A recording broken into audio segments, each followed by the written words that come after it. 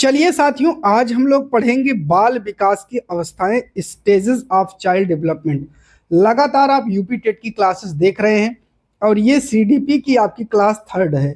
और ये वाला टॉपिक आपके लिए इंपॉर्टेंट है। 1 से 2 क्वेश्चन आपके एग्जाम में यहाँ से जरूर आते हैं। इस टॉपिक को बहुत अच्छे से हमें पढ़ना है, तो आइए टॉपिक की शुरुआत करते हैं। सबसे पहली अवस्था जिसे हम लोग कहते हैं प्रसव पूर्व, प्रीनटल स्टेज। 9 महीने से 280 दिन यह लिखा रहता है माँ का गर्भ, तो ये भी याद रखना, ठीक है, कंफ्यूज मत होना। यह अवस्था माता के गर्भाधान से शुरू होती है। याद रखिएगा कि इसमें बच्चे का जो पोषण होता है वो माता के गर्भ में ही होता है, वहीं उसका शारीरिक विकास होता है, वहीं उसका मानसिक विकास होता है। दूसरी जो अवस्था है वो है आपकी शैशवा अवस्था, जिसे इन्फेंसी स्टेज कहते हैं। ये जन्म से 2 वर्ष, या आपको ये 0 से 2 वर्ष भी लिखा मिल जाएगा, तो कंफ्यूज नहीं होना है। बच्चा कुछ इतना बड़ा आपको दिखेगा। इस अवस्था में शिशु पूर्ण रूप से माता पिता पर निर्भर रहता है। इतना बड़ा बच्चा है अगर, तो किसके ऊपर निर्भर रहेगा? मम्मी पापा के ऊपर ही तो रहेगा। उसका व्यवहार मूल प्रवृत्तियों पर आधारित है। मूल प्रवृत्तियां मैकडूगल ने 14 बताई हैं। किसने बताई है? मैकडूगल ने। जैसे अंगूठे को चूसना, चिल्लाना, रोना, हंसना, बहुत सारी होती हैं। ये अपनी मूल प्रवृत्तियों पर आधारित होता है।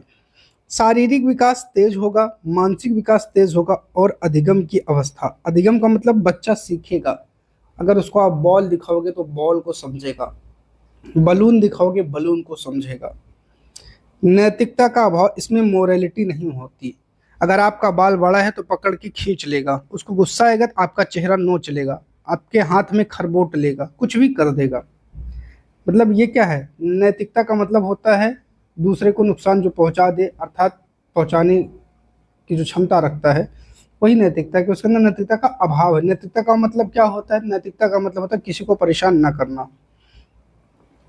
अगली स्टेज है पूर्व बाल्यावस्था। अर्ली चाइल्डहुड स्टेज 2 से लेकर 6 वर्ष तक होती है।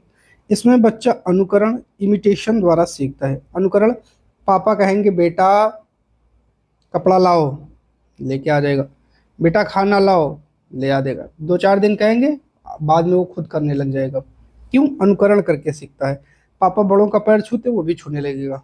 ठीक है, जैसे बड़े करेंगे वैसे वो भी करेगा। इस अवस्था में जिज्ञासा, क्यूरोसिटी बहुत ज़्यादा होती है। उसको हर चीज़ जानने के लिए उत्सुकता होती है। अच्छा पापा ये पंखा है, पंखा क्यों चल रहा है? पापा ये बल्ब है ना, क्यों जल रहा है? पापा पक्षी क्यों उड़ते हैं? बहुत सारी चीज़ें वो जानना चाहता है। इसे खिलौनों की अवस्था भी कहा जाता है, टॉय एज भी इसे कहा जाता है। यह भाषा अर्जन के लिए संवेदनशील चरण है। अगर आप जो बोलेंगे बच्चा इसमें सीखेगा। इसीलिए कहते हैं बच्चों के सामने गाली नहीं देना चाहिए, क्योंकि गाली देंगे तो बच्चा तुरंत पकड़ लेगा। आप अच्छी बात करेंगे तो अच्छी बात सीखेगा, गंदी बात करेंगे तो गंदी बात सीखेगा। मतलब जैसे आप उसको माहौल देंगे वैसा ही वो बनता चला जाएगा। इस अवस्था में बच्चा कल्पनाशीलता वाले गेम्स में एक्टिव रहता है।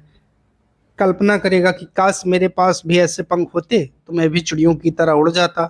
काश मेरे पास बाइक होती तो मैं भी चला लेता। बहुत सारी कल्पनाओं में वो खोता रहता है।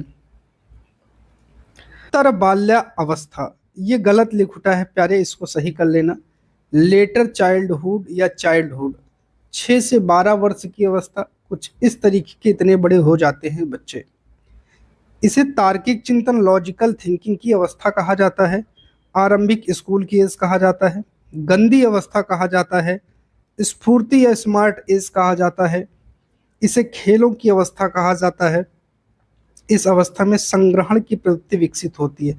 जो पाएगा घर में ला के रख लेगा बच्चा। कार, बाइक, खिलौना, पेपर, जो कुछ भी मिलेगा सब अपने घर में रखेगा।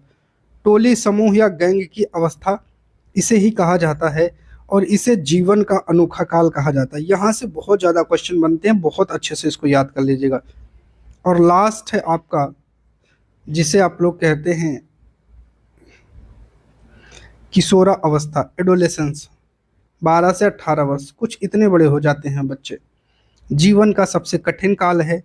इसे संघर्ष, तनाव, आंधी तूफान और उलझन की अवस्था भी कहा जाता है। विषम लिंगी आकर्षण होता है। लड़के लड़कियों के प्रति, लड़कियां लड़कों के प्रति आकर्षित होने लगते हैं। इस अवस्था को स्वर्णकाल या गोल्डन एज कहा जाता है। बच्चे संवरने लगते हैं, सुंदर बनने का प्रयास करने लगते हैं। वीर पूजा हीरोशिप की भावना होती है। अपना आइडेंटिटी मान लेते हैं कि हमें इसके जैसा बनना है। कुछ कहेंगे हमें विराट कोहली की तरह बनना है, कुछ कहेंगे हमें अमिताभ बच्चन की तरह हीरो बनना है, कुछ कहेंगे हमें प्रेमानंद जी महाराज की तरह संत बनना है। आइडेंटिटी अपनी बनाने लगते हैं। इस अवस्था में बच्चे अमूर्त चिंतन, अब्स्ट्रैक्ट थिंकिंग करते हैं। अब वो मैथ के सारे ऐसे सवाल कर सकते हैं जिनमें फार्मूला ना पता भी हो तो भी वो गेस करके सवाल को हल करने का प्रयास करते हैं। तो ये रहा आपका पूरा टॉपिक जो आज हमने पढ़ा। यहाँ से 1-2 नंबर के क्वेश्चन एग्जाम में बनते हैं। तो वीडियो अच्छी लगी हो तो चैनल को सब्सक्राइब और वीडियो को लाइक और शेयर जरूर करिएगा। बहुत बहुत धन्यवाद।